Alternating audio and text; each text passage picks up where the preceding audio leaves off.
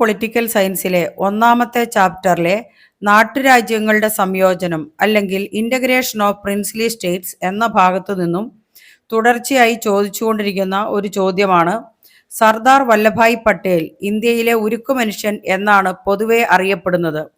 എന്തുകൊണ്ടാണ് ഈ പേരിൽ അദ്ദേഹം അറിയപ്പെടുന്നത്? ഇന്ത്യൻ യൂണിയനെ ഏകീകരിക്കാൻ അദ്ദേഹം വഹിച്ച പങ്കിനെക്കുറിച്ച് പരാമർശിക്കുക. Sardar Vallabhbhai Patel is popularly known as the iron man of India.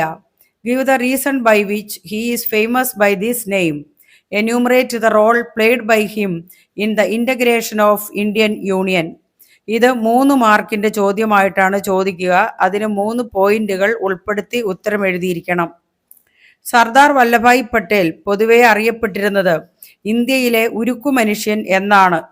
ഇതിനുള്ള പ്രധാന കാരണം നാട്ടുരാജ്യങ്ങളുടെ സംയോജനത്തിനായി അദ്ദേഹം സ്വീകരിച്ച ശക്തമായ നടപടികളായിരുന്നു. ഇന്ത്യൻ യൂണിയനെ ഏകീകരിക്കാൻ വളരെ പ്രധാനപ്പെട്ട പങ്കാണ് പട്ടേൽ വഹിച്ചത്. അനുരഞ്ജനത്തിൻ്റെയും ശക്തിയുടെയും മാർഗങ്ങൾ അദ്ദേഹം ഇതിനായി വിനിയോഗിച്ചു.